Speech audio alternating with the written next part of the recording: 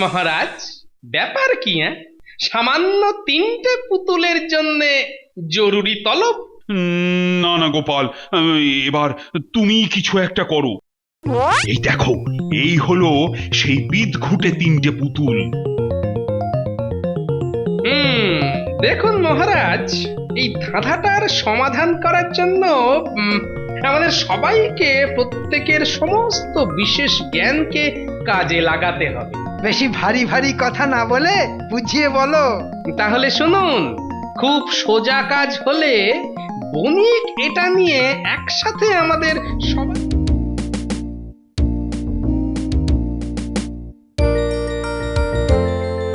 ব্যাপার কি বলো তো মন্ত্রী? আজ যেন তোমার কোনো কাজ করার ইচ্ছে নেই। তেমন জুৎসই কাজ আর পাচ্ছি কোথায় মহারাজ? হ্যাঁ, বলো কি রাজ্যে আবার কাজের অভাব? না, সে না হয় খুঁজলে একটা আধটা পাওয়া যাবে, কিন্তু কিন্তু বলে আবার থমকে গেলে কেন? বলো বলো, কি বলবে বলো। ওই সব কাজের মধ্যে তেমন কোনো সমস্যাই নেই। বটে, তার মানে কাজগুলো বেশ সহজ বলছো? মহারাজ, ও সব কাজ তো আমার কাছে জল ভাত। তা বলে তুমি বসে বসে কানে সুরসুরি দেবে? আসলে সমস্যা না থাকলে এই তো দেখছি হাই তুলে তুলে হাঁপিয়ে যাচ্ছে। হ্যাঁ, মানে মাথাটা কেমন ফাঁকা ফাঁকা লাগে আর শরীরটাও কেমন ম্যার ম্যার করে। আগে মহারাজের আমলে প্রজারা আজকাল বেশ সুখেই আছে। মুশকিল মুশকিল, কৃষ্ণনগরে তো এখন সমস্যা খুঁজে পাওয়াই মুশকিল। কিন্তু মাথা খাটানোর জন্য এখন আমি সমস্যা কোথা থেকে জোগাড় করি? ওহ, মহারাজের মাথায় আচ্ছা চিন্তা ঢুকিয়েছি। গুড মর্নিং, সুপ্রভাত মহারাজ কৃষ্ণচন্দ্র। আরে বাস, সকাল সকাল একেবারে ফিরিঙ্গি সাহেব, তা ব্যাপার কি? আমি অনেক দেশে বাণিজ্য করিয়া আসিতেছি। এসে একেবারে ধন্য করে দিয়েছে। সে না হয় বুঝলাম, কিন্তু এখানে কেন? হ্যাঁ হ্যাঁ, ঝেড়ে কাশো তো বাপু। আমি আপনার আর আপনার সভাসদদের অনেক প্রশংসা শুনিয়াছি। বেটা বলে কি? তবে উহারা সত্যি প্রশংসা পাওয়ার মতো কিনা তাহা আমি দেখিতে চাই মহারাজ।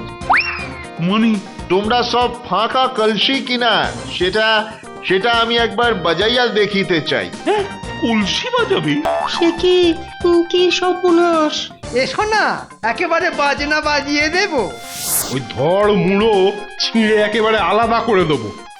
উপক্রমণিকা ছুঁড়ে মারবো। মুঠো মুঠো গাঁদাল পাতা মুখে পুরে মুখ বন্ধ করে দেব। আহা, থামো থামো সব। আরে ওর পুরো কথাটা তো শুনি আগে।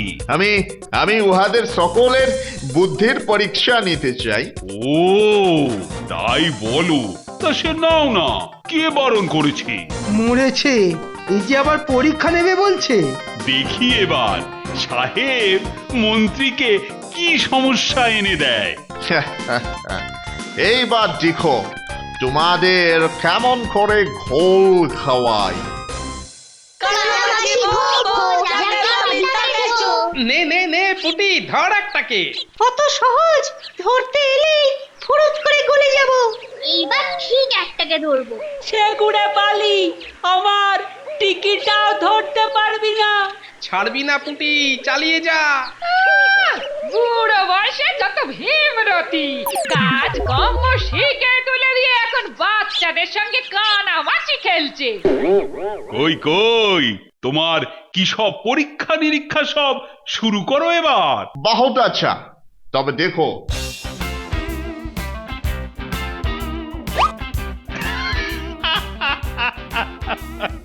শেষে কিনা পুতুল। এবার তোমাদের বলিতে হইবে ইহাদের মধ্যে আলাদা কি আছে। দেখে তো একই রকম লাগছে। হ্যাঁ হ্যাঁ, একদম এক। আলাদা কোথায়? আলাদা আছে, বহুত আলাদা আছে, ভালো করিয়া দেখো। তাহলে বেশ খুঁটিয়েই দেখি এবার। একেবারে মাথার চুল থেকে পায়ের নখ পর্যন্ত। ইহার জন্য আমি মাস সময় দিব, আর তখনও যদি সবাই ফেল করো তাহলে তাহলে কি এই আমাদের গর্দান কাটবে? No no, absolutely not. তোমাদের তোমাদের পকেট কাটবে। এই কত টেরা বেকা না বলে সোজা করে বলো তো বাপু। সবাই ফেল করিলে আমাকে 10,000 গোল্ড কয়েন ফাইন দিতে হবে। টাকা ছাড়ার আচ্ছা ধান্দা ফেঁদেছে তো। হ্যাঁ, একেবারে 10,000 স্বর্ণ মুদ্রা। হ্যাঁ, আর যদি আমরা এটা বলতে পারি? তাহলে তাহলে আপনারা যা বলিবেন আমি তাহাই করিব। চাইলে চাইলে আমাকে প্রাণ দান্দেও দিতে পারবেন। আর একটা জরুরি কথা আছে, সেটাই বা বাকি থাকে কেন? এই 1 মাস আমি এখানেই থাকিব। বোঝো ঠেলা। সব কাজ ছেড়ে এবার সব পুতুল নিয়ে পড়েছে। না পড়ে আর উপায় কি, মহারাজের হুকুম। আরে এটা কি আর পুতুল খেলার বয়স? ওহ, আচ্ছা একটা কল খাটিয়েছে বটে বণিক। কল কল একটা কিছু আছে বটে, কিন্তু কিন্তু সেটা যে কি তাই তো বুঝতে পারছি না। কি হে, কিছু খুঁজে পেলে নাকি? না মহারাজ না, তিনটে একই রকম। ও আমাদের বোকা বানাচ্ছে। হতেও পারে, হতেও পারে, হতেও। আপনি বরং ওই বেটাকে ধমক দিয়ে বিদায় করুন মহারাজ। কিন্তু এর সমাধান? সোজা কথায় তিনটের মধ্যে কোনো তফাৎ নেই। ও সব নাটক করছে। না না না না, এই সমস্যার সমাধান এবার কিন্তু তোমাকেই করতে হবে। হ্যাঁ, সবাইকে ছেড়ে এবার আমাকে? বাহ, তুমি তো এমন কাজই খুঁজছিলে নাকি? তা বলে পুতুল, মানে মানুষ পশু পাখি ছেড়ে একেবারে পুতুল? এই ওসব হাবিজাবি না বকে ভালো করে উল্টে পাল্টে দেখো দেখি। এই রে, মানে কোন দিক দিয়ে যে শুরু করি।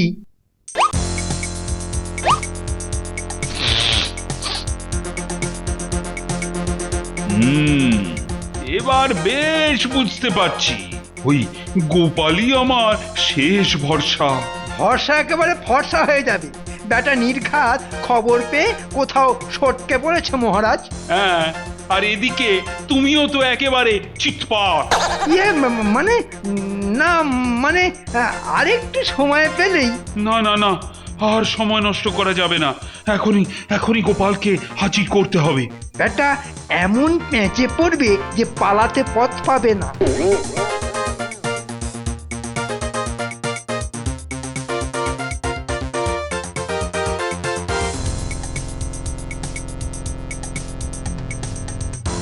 মহারাজ, ব্যাপার কি? সামান্য তিনটে পুতুলের জন্য জরুরি তলব? না না গোপাল, এবার তুমি কিছু একটা করো। এই দেখো, এই হলো সেই বিদঘুটে তিনটে পুতুল। দেখুন মহারাজ, এই ধাঁধাটার সমাধান করার জন্য আমাদের সবাইকে প্রত্যেকের সমস্ত বিশেষ জ্ঞানকে কাজে লাগাতে হবে। বেশি ভারী ভারী কথা না বলে বুঝিয়ে বলো। তাহলে শুনুন, খুব সোজা কাজ হলে বণিক এটা নিয়ে একসাথে আমাদের সবাইকে বোকা বানানোর চেষ্টা করতো না। হ্যাঁ, তাহলে উপায়? আমাদের কাছে 1 মাস সময় আছে। আগে বিজ্ঞানী, আজকে আপনি এটা বাড়ি নিয়ে যান। তারপর তারপর এগুলোর ওপর আপনার সমস্ত বৈজ্ঞানিক পরীক্ষা করে দেখুন। বাকিটা কাল দেখা যাবে। তাহলে আজকের মতো সভা শেষ।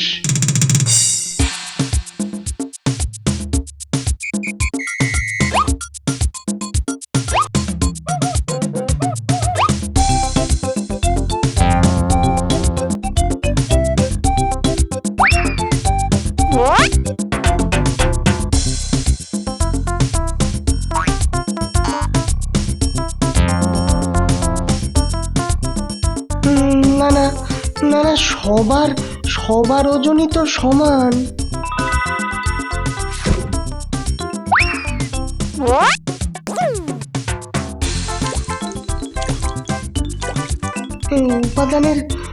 উপাদানের দিক দিয়েও দেখছি সবই একই রকম।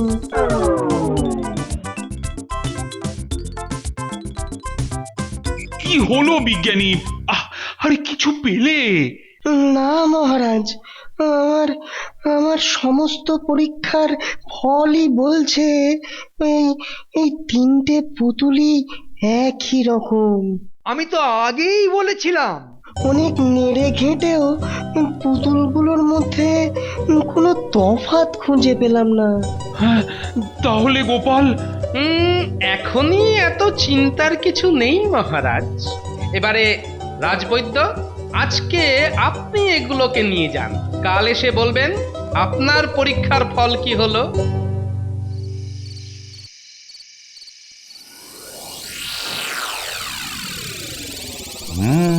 চিকিৎসা শাস্ত্র মতে হাত, পা, মাথা ও শরীরের সব অঙ্গ প্রত্যঙ্গ সমান অনুপাতে। এই তো সবারই মাপ মিলে যাচ্ছে। না না না না না না, এরা এরা সবই তো দেখছি একই রকম। ওহ, কি হলো বৈদ্য? আরে কিছু পেলে? না না না না না মহারাজ, আমার মতে তিনটে পুতুলই একই রকম। ওহ, দুজন আসল লোক জবাব দিয়ে দিল। এবার তাহলে? এবারে পণ্ডিত। বলো বলো পণ্ডিত, বলো। আমার মতেও এই তিনটে পুতুলই একই রকম। সেনাপতি? আগে মহারাজ, ওই তিনটে পুতুলই ওই একই রকম শক্ত। চুপ! মন্ত্রী, তুমি? সে কোথায় মহারাজ, আপনি ডাকবেন বুঝে হাওয়া হয়ে গেছে। এবার তুমি কিছু করো গোপাল। এদের তিনজনের নাম দেব রাম, শ্যাম, যদু। তাহলে? যমজ ছেলেদের যেমন মাও চিনতে পারে না, তেমনি এরাও সব আলাদা হয়ে যাবে। আমিও ঠিক ওইটাই ভাবছিলাম। ওহ, আমার বলে কিনা 10,000 স্বর্ণ মুদ্রা চলে যাচ্ছে, আর তুমি এখন ভাড়ামি করছো। কি করব মহারাজ, ওটাই তো আমার কাজ। যাগে যাগে, আমি এগুলোকে এখন বাড়ি নিয়ে যাচ্ছি মহারাজ। যাও যাও, ওগুলোকে নিয়ে পুতুল খেলোকে যাও। তাই তো খেলবো, আর ততদিন আপনি বরং আঙুল চুষুন। ও দাদু, কি সুন্দর পুতুল গো! এগুলো নিশ্চয়ই আমার জন্য। শুধু তোর নাকি, আমাদের সবার জন্য। আরে হ্যাঁ হ্যাঁ, সবাই মিলে একসঙ্গে খেলবো। না না, আমার কিন্তু ওই পুতুল খেলতে না একদম ভাল লাগে না। তোর ভালো লাগে না তো আমি কি করব? আমরা খেলবই। চল আগে এদেরকে দাঁত মাজাই। কিন্তু এবার এদের কি খাওয়াবে? দাঁড়া, ওদের জন্য দুধ মুড়ি নিয়ে আসি। আরে সত্যি সত্যি কোথায় চললি? না না না, এরা তো বিশেষ পুতুল, এরা সত্যি সত্যি খাবে। ওই গো দাদু, সত্যি সত্যি খাচ্ছে না তো? না, এখন মনে হয় ওদের পেট ভর্তি, বুঝলি। তাহলে কি এবার পাঠশালায় পাঠাবে নাকি? হুম, না না, হ্যাঁ, এবার ওদের চান করাবো। যা, একটা বালতি করে জল নিয়ে আয়। প্রথমে রাম চান করলো, সরে যাও। শ্যাম। এবার শ্যাম চান করলো, এবার যদু চান করবে। হ্যাঁ, করো করো করো। আবার আবার তুমি ওদের নিয়ে পুতুল খেলতে বসেছো?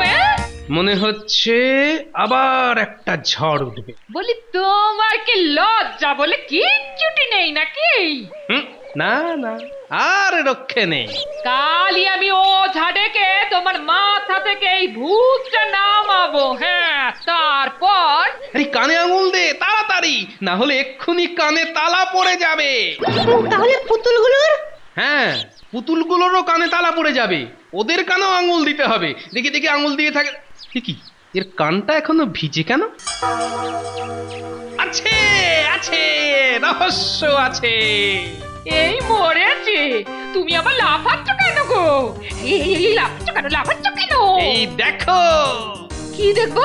জল পড়ছে? এবার রামকে উল্টালাম। ওহ, কিচ্ছু পড়ছে না, কিচ্ছু পড়ছে না, জল আগেই বেরিয়ে গেছে। দূর হাদু, চল চল চল, পুকুরে চল।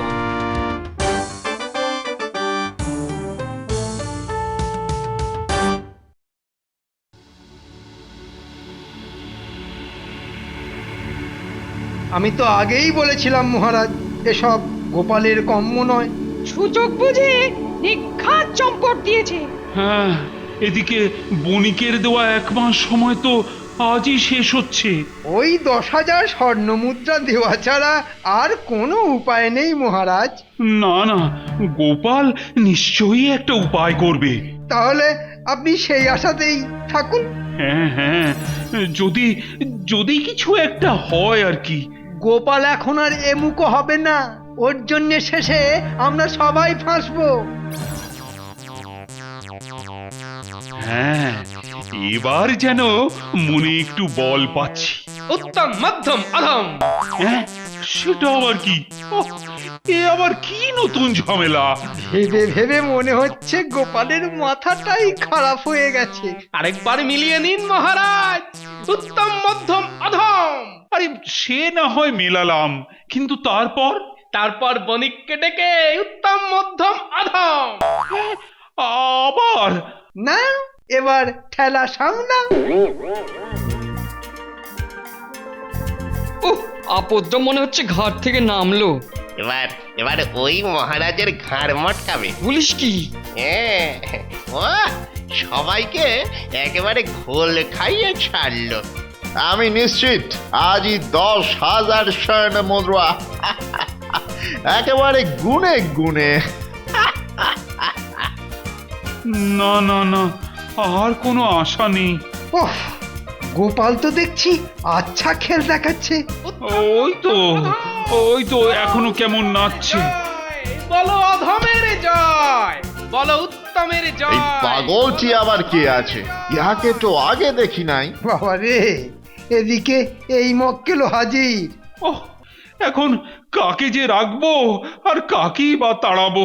মহারাজ, এখনই আসল কথাটা সেরে ফেলুন, সেরে ফেলুন। আমার আমার ঢাঢার কি উত্তর হইল? হ্যাঁ, মানে না, মানে কেউই ওই পুতুলের পার্থক্যটা না করতে পারেনি। তবে তবে আপনি 10,000 স্বর্ণ মুদ্রা দিয়া আমাকে খুশি করুন। কিন্তু সাহেব, উত্তর বলতে পারলে? হ্যাঁ, উহার মানে? জলের মতো পরিষ্কার। কি পরিষ্কার? উত্তর ঠিক হলে তুমি 10,000 স্বর্ণ মুদ্রা মহারাজকে দিয়ে মানে মানে কেটে পড়বে। হ্যাঁ, মানে মানে আমি রাজি আছি। তবে এবার ড্যাব ড্যাব করে দেখো আর কান খুলে শোনো। এই ধাঁধার প্রথম উত্তর হলো, যার কানের মধ্যে তার ঢুকে মুখ দিয়ে বেরোচ্ছে সে হলো অধম।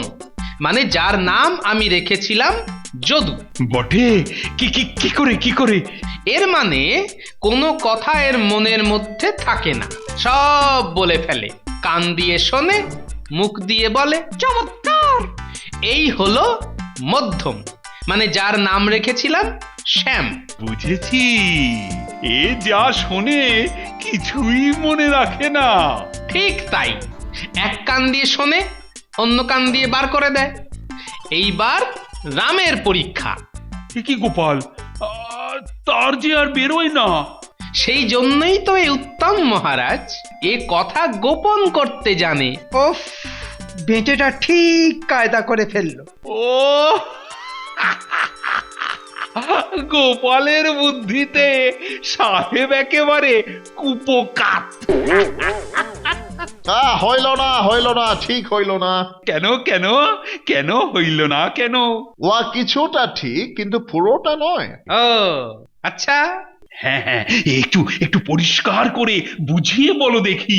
এদের তিনজনকে জলে ফেললে একজন ভাসবে, একজন ডুববে, আরেকজন ডুবে ভাসবে। এই দেখো, প্রথমে যদুকে জলে ছাড়লাম। ডুবে গেল। এইবার শ্যামকে জলে ছাড়লাম। এ কি, ও তো ডুবে ভাসছে। এইবার জলে ছাড়লাম রামকে। এ কি, ভাসছে। এটাই তো রহস্য। মার দিয়া কেল্লা। আরে আরে ঠিক ধরেছ, এ তো হাওয়ার খেলা, ওই ওই কানের ফুটোগুলোর জন্য। হ্যাঁ বিজ্ঞানী, ঠিক তাই। এই যে বণিক বাবাজি, আরো পরিষ্কার করে তোমাকে বোঝাই। তুমি জানতে চেয়েছিলে এই একরকম দেখতে তিনটে পুতুলের মধ্যে পার্থক্য কি। তাহলে শোনো, তিনটে পুতুলের মধ্যে একটি পুতুলের একটি কানে ও মুখে একটি করে ফুটো আছে। মানে যে পুতুলটি জলে ডুবে গেল, অর্থাৎ অধম, মানে যার নাম যদু, সে কথা শোনে আর বলে দেয়। দারুণ দারুণ। বাকি দুটি পুতুল অর্থাৎ শ্যাম ও রামের মধ্যে একজনের দুই কানেই একটি করে ফুটো আছে, তাই সে জলে ডুবে ভাসছিল। এ হলো মধ্যম, মানে শ্যাম, যে এক কান দিয়ে শোনে আর অন্যটা দিয়ে বার করে দেয়। চমৎকার। এবার রইল রাম, অর্থাৎ উত্তম, যার এক কানে একটি ফুটো রয়েছে এবং সে জলে ডোবে না, ভাসে, অর্থাৎ সে কথা গোপন করতে জানে। অসাধারণ গোপাল, অসাধারণ। সাবাস সাবাস। এই যে বণিক, এবার তোমার কিছু বলার থাকলে বলে ফেলো। না মানে আমি আর কি বলিব, মানে সবই তো। কিছু না বলে মানে টাকাটা ছাড়ো দেখি চাঁদ। আমার বড় ভুল হইয়া গিয়াছে।